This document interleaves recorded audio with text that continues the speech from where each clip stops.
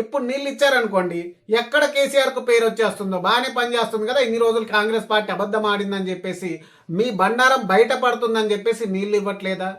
లేక నీళ్ళు ఇస్తే పంట పండుతుంది, పంట పండితే మళ్ళీ దాన్ని కొనాలి, బోనస్ ఇవ్వాలి, వాళ్ళకి ఎరువులు ఇవ్వాలి, సకాలంలో రైతు బంధు ఇవ్వాలి, రైతుల కోసం ఇన్ని పనులు చేయాలని చెప్పేసి మీరు వెనకడిగేస్తున్నారా? నీళ్ళైతే ఉన్నాయి కదా సార్, కన్నెపల్లిలో నీళ్లు ఉన్నాయి, 93 మీటర్ల ఎత్తులో పోతున్నాయి నీళ్లు, అక్కడ నుంచి ఎత్తుకోవద్దా? మీరేమంటారు? వరద పోతుంటే నీళ్ళు ఎలా ఎత్తుతారని చెప్తున్నారు సార్. వరద వచ్చినప్పుడే నీళ్ళు ఎత్తుకోవాలి సార్. అక్కడ పంపులు పెట్టి ఆ పంపులను ఆన్ చేసి పైనకు లిఫ్ట్ చేయాలి, అలానే నీళ్ళు ఇవ్వాలి. ఇన్ని రోజులు అలానే ఇచ్చారు, మీరు కూడా అలానే ఇవ్వండి సార్, పుణ్యం ఉంటుంది. మీరు అనుకుంటున్నారు కన్నెపల్లి పంప్ ఆన్ చేస్తే కేసీఆర్ గారికి పేరు వస్తుందేమని చెప్పేసి. మీకే పేరు వస్తుంది.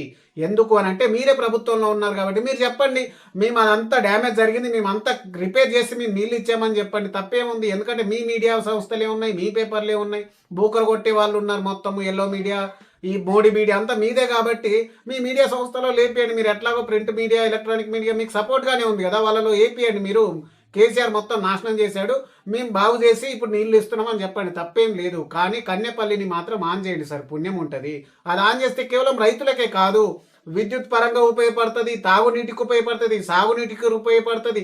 ముఖ్యంగా హైదరాబాద్ ప్రజలను ఎండబెట్టకూడదు సార్, పుణ్యం ఉంటుంది. ఇప్పుడు మీరు నీళ్ళు ఎత్తకపోయినా, ఇంకో 2-3 నెలలు వానలు పడకపోయినా హైదరాబాద్ ప్రజలు మాత్రం నీళ్లకు తల్లడిల్లాల్సిన పరిస్థితి వస్తుంది సార్. దయచేసి ఇప్పుడు నీళ్ళు ఎత్తండి, మీ భేషజాలకు పోయి నీళ్ళు ఎత్తకుండా ఉండకండి సార్. 6 గ్యారంటీలను అమలు చేయమని ఎవరన్నా అడిగితే లాగులో తొండలివ్వండి అని చెప్తారు, సెట్టుకు కట్టేసి కొట్టండి, పేగులు మెడలేసుకోండి అని చెప్తారు, తొక్కుత మూసిలో అని చెప్తారు, ఇప్పుడేమో రక్తం చిందిస్తా అని చెప్తున్నారు, ఏవేవో మాట్లాడుతున్నారు సార్. పుణ్యం ఉంటుంది సార్, మీరు మా తెలంగాణ ముఖ్యమంత్రి సార్. తెలంగాణ ఇజ్జత్ దియకురి, తెలంగాణ పరువును కాపాడండి.